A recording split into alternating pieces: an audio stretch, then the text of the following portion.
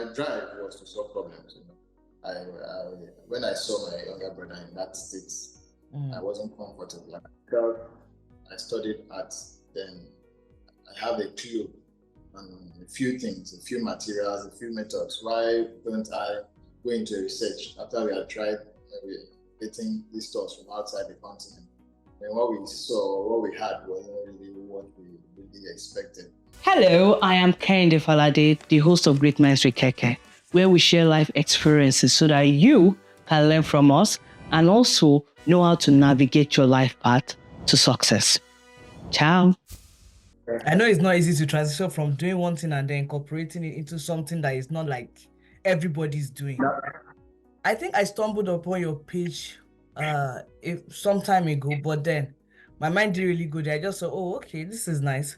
But later I was like, wait, this is not something that is common. This is actually like a real problem that people don't really realize, because I know that in those days, at least, I used to see some people, maybe amputees, and then you will see that what they are wearing is plastic. It's obviously plastic and it's shiny. It's not really like our skin color. So when I saw yours, I was like, this is really impressive. So I read a bit about you, and I know there are many people, especially my guests, that don't really know you. So could you tell me a bit about your background? I studied fine and industrial arts. Okay. Up to prior to my invention, being a full-time practicing artist. Okay. Sculptures, done a whole lot of things. I never thought of doing prosthesis. I never had that passion or dream of becoming a prosthetic artist. Okay. Until a few years back, a brother of mine lost his fingers to an accident. And started to go into prosthesis. So I'm from a humble background. My parents are both alive. And I just had a passion for art since when I was small. And I always wanted to. I always had this curiosity. I wanted to solve problems. Okay, that's really good. So you combined art with solving problems, and then you filled the gap in the Nigerian system. My drive was to solve problems. When I saw my younger brother in that state, I wasn't comfortable. I studied art, then I have a clue on a few things, a few materials, a few methods. Why don't I go into research after we had tried getting these thoughts from outside the continent? And what we saw, what we had wasn't really what we really expected. Okay. So I took it upon myself. It's a personal thing to go into research, then come up with something. It wasn't that easy, but I persevered and I was willing to solve the problem, not really because I wanted profit, but because I thought I would add value to his life, by giving him something that would match up or make up for his lost body parts. Absolutely. That's how, after a long time of research, I was able to stumble upon a solution. Being self-taught, and I never knew it's going to be like this, but over time, creating fingers, I created palms. From creating palms, I created arms. From creating arms, ears, nose, breast forms, legs, so many things. Yes. So that has been my story so far, just growing bit by bit, solving problems. So from the time you decided to solve the problem for your brother and to the time you made the first one, how long did it take? Like the research? The research took a very long time. I think it took months, almost a year. Wow. It took some time. It took months, almost a year. Wow. And at some point, I think I came up to my parents. I remember vividly in the hospital telling them that I'm going to meet this need. I'm going to solve this problem. The doctors, everyone was mad at me because I looked off. The background wasn't there. It's not a normal art. You say, because you're an artist, you can do this. It's not normal. It's not common. It's not taught in schools in Nigeria or even outside the continent. It's a rare thing to find people doing prosthesis. So when I came telling them that I'm going to solve this, everybody was like, how? I demanded for pictures, from the surgery. It was very controversial. So everybody was like, where is this guy going to get? What is he even saying? But I persevered. So after months, I decided to seclude myself from the rest of the public for months and go like, where are you? I like that.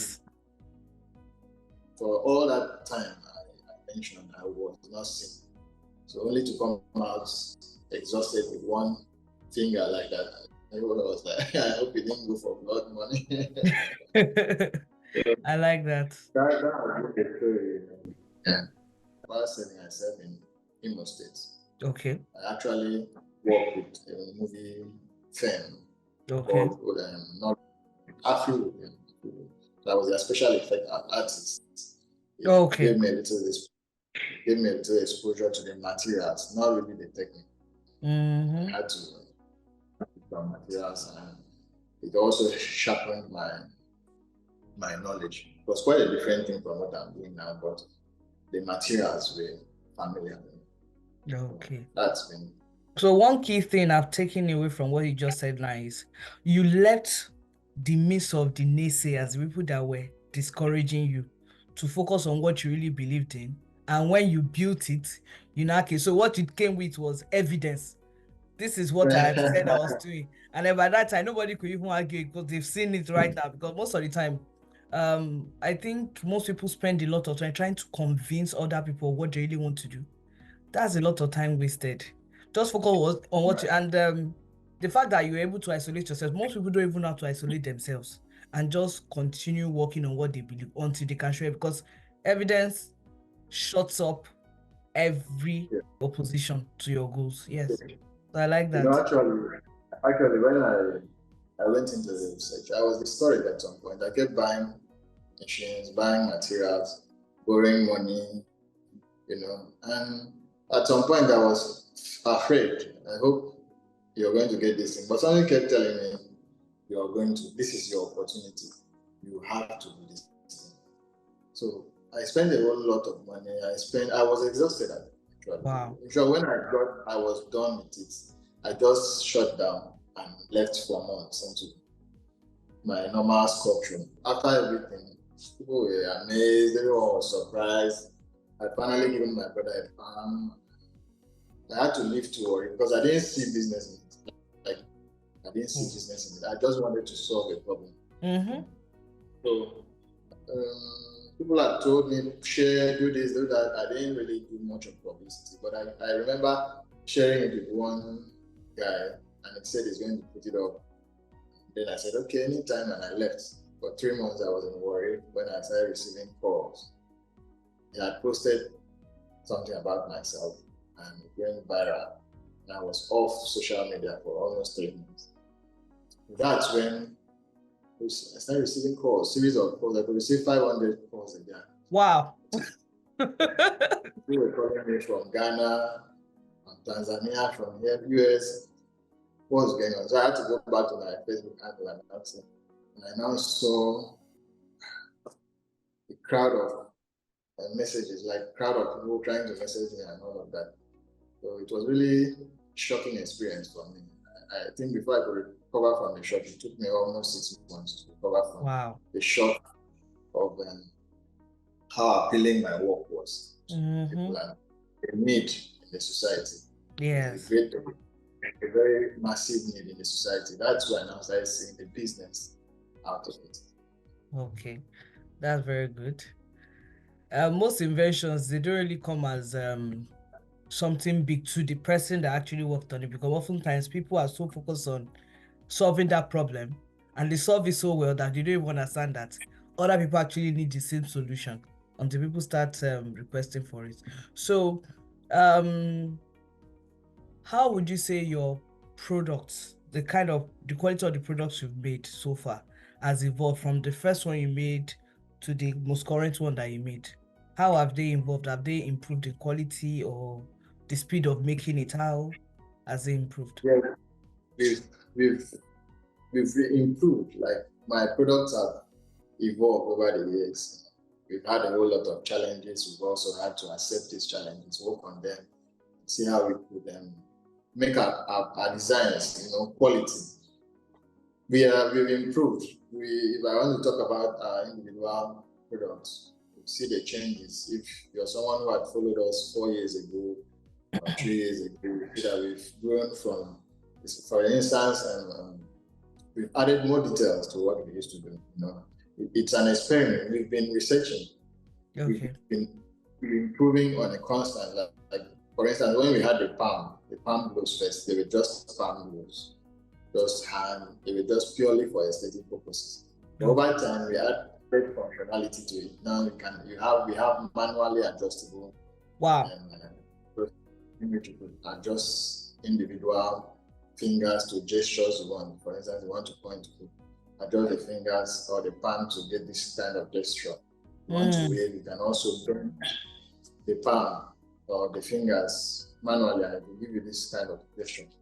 So that was then. Currently, we are working on bionics, trying to make our products, especially the palm gloves, to be bionically operated. I know you understand robotics. So from robotics, we have bionics. Bionics work with nerves and all of those robotic, like all those impulses. I'm not really absolutely in charge of that side. Like they'll be getting signals. You'll be receiving signals from all those stuff. So that's what we are on now. So that's really good. To launch that by the end of this year so that our game doesn't just remain the same. We have to improve. It's our goal to make our designs quality and meet every need of our client. There are so many clients who have over the years followed us. They use our normal palms, normal gloves, the rest of them. So it will be a thing of excitement if they see our new designs, and on a constant we are updating what we have. So we've gone far. We've also grown from producing just body parts, producing organs too. We've started producing organs for medical. We've also started producing suture parts for students who are training how to do surgery. So instead of using plantain as we found in some universities and bed cups and all of that, they have simulations that are physical, they're artificial, but have attributes of the layers of the skin and all of that. Nipples, you have small nipples, you want large nipple, you have large nipple, you have a big nipple, you want small nipple. They are all artificial simulations you add up to yourself. With this breast form itself, for who had a mastectomy, like people who had surgeries and maybe one of their breasts or both breasts have been cut off through surgery. So we have a whole lot to produce because it's an industry. So can you talk a bit about the robotics? So is it that you're going to partner with people that are into robotics, or you are going to learn about it yourself? No, not myself. But I have people I've sent for training. People have been trained by myself and the company who are back and also doing that. We've gone, I think we are 70% on completion. Like we've gone for as much as 70%. So wow, we should be expecting something by the end of the year or thereabouts. Okay. So have you ever enrolled in any form of prosthetic manufacturing training since you started the business, like a formal training? No, I haven't, but I've been invited by associations like I'm part of world associations like Association of Anaplastology and all of that. But the actual name is Anaplastology. That's the professional name, Anaplastology, which defines it to an art, like a medical art. So I'm part of several bodies who have reached out to me, made me part of them after seeing the work we do. Okay. So that's basically, but if it's a training, I don't really have any formal training that has to do with prosthesis. Although we look forward to going for courses to sharpen our minds, to also interact with other prosthetic artists all over the world, to also learn new techniques, because the technique we use is quite strange and different from what they do. So I like that. We need to see what they are also doing and try to synergize and also work with what they have, also share with what we have too. Mm-hmm. There is one ideology that I have, which is, I don't know how many people have it, but I guess it's not really common. Most people, when they are starting businesses, they tend to look at what competitors are doing. I don't like that idea of competitors. I believe in focusing on that solution you want to provide. Use your intellectual ability, your creativity to do what you really want to do. Maybe some years down the line, you can look at what the others are doing, but not really use them, because by the time you start using them as a yardstick from beginning, you're already You're distracted. disconnected from you're already distracted. So most of the time when you're looking at competitors, you won't be able to bring out the best from inside of yes. Actually, when we started doing this thing, I think that was 2 years ago or 3 years ago. When we started having publications from BBC, Al Jazeera, all those things. So they were companies we normally bought these materials from, like the chemicals from. Yeah. So, and they weren't aware of what we were using to do. So when they started seeing publications about myself, they reached out to us, over 6 companies. Like, everyone wanted to know if actually we were using their products. See someone probably from Germany using our products. We would like to know if you're using our product. Everyone wanted to know. Like, because they want to identify. Yeah, because it was quite kind of strange, They wanted to know if actually it is their products I was able to achieve this. So I had calls from China, from Germany, Italy, different countries, like trying to say, these are products. Even the best of the products we use was like, how did you arrive at this? Actually, I had to zero my mind to myself. Exactly. And to try to create our own solutions, because this is a black challenge. It has to be solved a black way.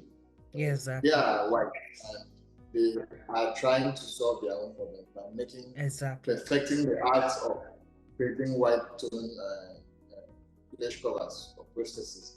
So, as a black man, you have to channel your creativity to the environment you can find, and then the world. First of all, your environment, the one you could see, the experience. But you can't create, for instance, ACs are created for warm environment, to cool down the environment. Exactly. For you to have that experience, that means it's quite hot where you are. That's what gives you the idea of creating ACs to cool down the temperature. Absolutely. So if we are in a warm environment and you want to channel your creativity, it should be towards something cool. Absolutely. That's how I narrow my creativity.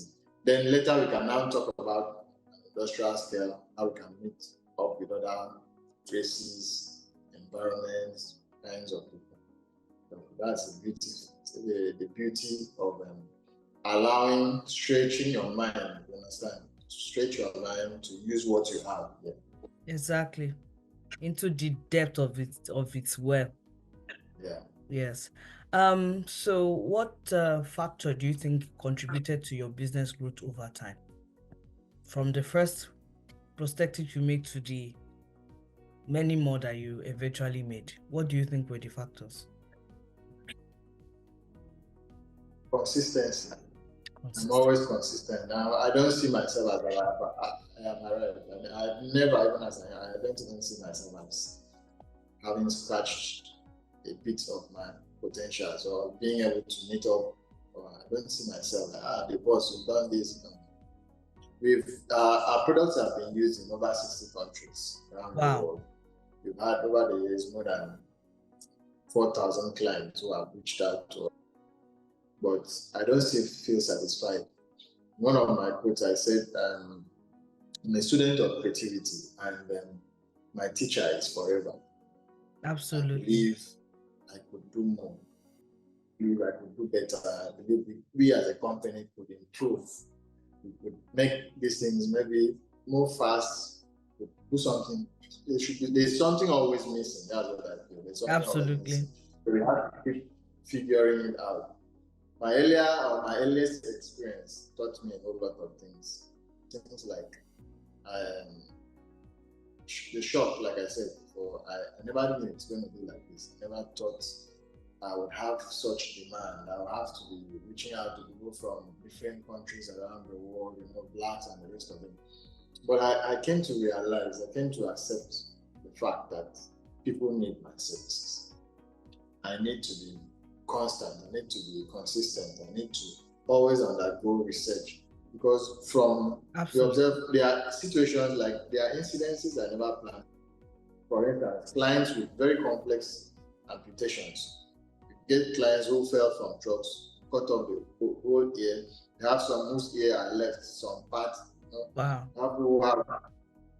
I had a client yesterday who had a gunshot from armed robbers on the nose.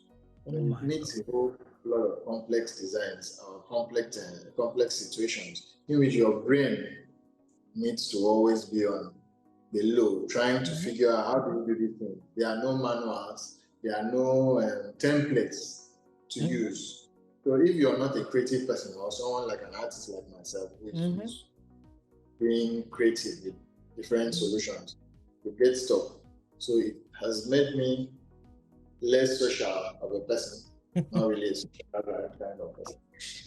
Not always. That doesn't mean I'm not aware of my environment. It has consumed a whole lot of my time. Yes. To use my social activities so I can be consistent. I have a place I have at mind. I know where I'm going. Okay. So have you patented any of your formulas for making this? Yeah. So like how many patents do you have to your name now? I have 2 patents. I will not disclose one, but because that was in the pipeline. But for the design, like the production of hyper-realistic flesh covers, fingers, and the rest of them, in 2020, I got a patent for that. Patent covers you for 20 years. Like no one is allowed to produce these stores, what I do, without my consent, a license, or an approval from myself for the next 20 years. I think I've exhausted. It's getting to 4 years. Okay. So you can always renew it, right? After 20 years, it's like the pattern is like you give the government your idea how you achieve it, and then they have their production of the formula. So after the 20 years, they can now give it out to the public, so other people also partake of this knowledge. So within that period, you are expected to make profits out of this your innovation. You are expected to be referenced for this your innovation, and you're also to be given a whole lot of attention. So that's all about pattern. After that, everyone can come and do what they want. So I keep innovating. That is because it's not just having patterns and not being, the designs we make are sensitive. The essence of the patent also is to protect the sensitivity of the design so that people don't use it for criminal purposes. People don't also use it to abuse other people in the society. Absolutely. We have the purposes in our society, as we all know. So that's one of the benefits of the patent. It makes the government able to check who and who, you understand, are using these stuffs, why they are using it. Absolutely. So basically, the vision of you solving the societal problem drives you to continue innovating every time and doing research to update yourself to ensure that it's still relevant. There is a design that I've come up with that will blow your mind. I don't feel like sharing, but it's for men who have no children, like who have no wife and have like whose wives abandon them. Wow. So I'm just giving you a clue. Idea. No problem. I'll work with the clue. Become mothers. So it's funny. It's all about solving problems, though.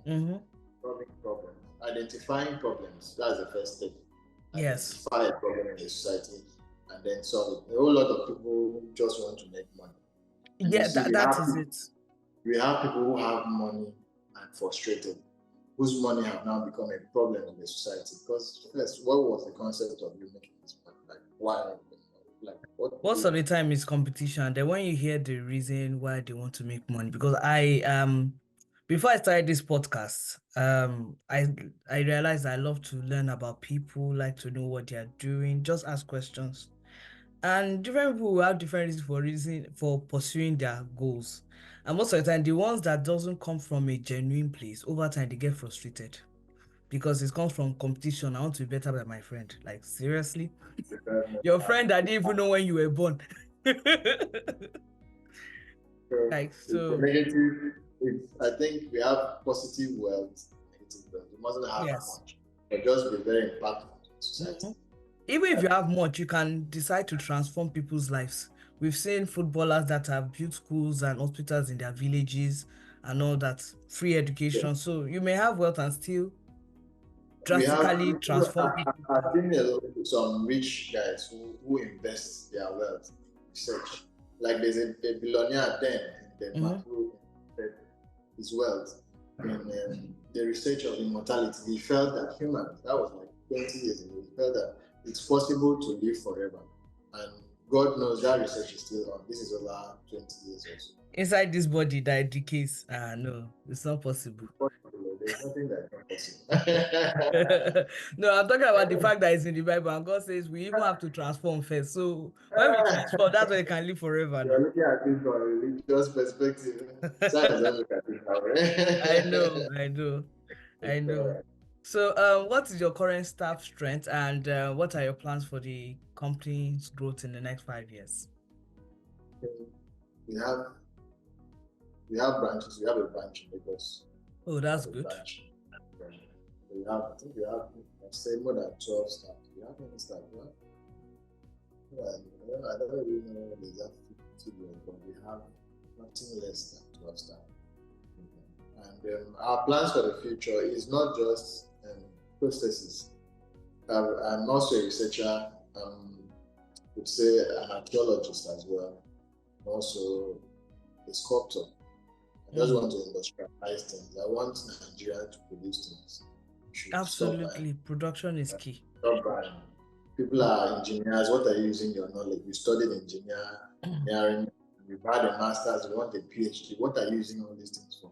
Start doing research. Start building parts, car parts. Look at technologies. Sometimes I stumble on technology because I'm a very curious person. I try to know what's in. So I could just tilt a little and say, okay, let me go and see what is happening in medicine. I discovered there are a whole lot of machines available, a whole lot of practices that are coming up in which we've refused to join as Nigerians. Absolutely. Like someone will tell you, I studied architecture. What new designs are you using? You're not going to the internet and downloading what is already existing. What are you adding? I'm not saying it because I discovered or I started doing processes. That curiosity, we have to look and like talk to each other. We need to be curious. We need to prove. Even the Bible says, study to show yourself approved. Like study and bring new ideas. So my goal for the company is in the next 5 years, I see ourselves as having our designs in every street, everywhere in the world. I said 3 years ago that someday, I said it jokingly, one day my artworks will be used on every street in the world. I didn't know how I'm going to go about it, but I just believe someday our designs may not be processes any longer because I have a whole lot of innovation, a whole lot of stuff I have discovered will be used in places all over the world. So I want to be impactful. We want to grow, have branches all over the continent, have branches all over the world. People can now reach us. Well, people are somehow stressed. Most people come. We have over 10 people coming from outside, at least 10 people every month coming from outside the continent to our facility every month. Some of them complain of distance, cost, all of that. So we should be able to have units outside. These people have access to services without coming to Nigeria.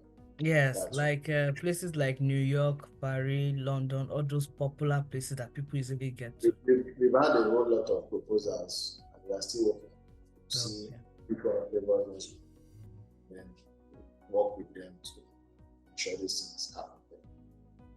So, last and final question. What advice do you have for someone that desires to solve the similar problem you are solving for people with brown skin? What advice do you have for the person? Like I said, I would always say, Africans should wake up to the African problem. We should work for Africa, live for Africa, and solve problems for Africa. Until you have, until you're patriotic, like you have that consciousness, the black consciousness, which is our race first, then the rest. It may be difficult for you to understand what's really going on. There are a whole lot of things really going on to make us feel less about ourselves. So my advice for innovatives or creatives is just start doing something. Start it. You mustn't have the whole. I don't think I had all the money in the world. I didn't have it. Like I said earlier, I borrowed some money. There was no sponsor until now. I can still tell you that we don't have any partnerships with anybody. And we don't have any investors that have really invested in our company to say, okay, use this. We don't. But I endured the process. It's a process. You have to endure. You have to be consistent. You have to persevere. Someday, as long as you're doing something useful and something people need, there will always be a form of compensation. Okay. Thank you very much for coming on the show, and I'm glad you shared a lot of your knowledge. Thank you for watching this episode of Great Minds with Keke. We upload new episodes every Saturday, so don't forget to subscribe. Ciao!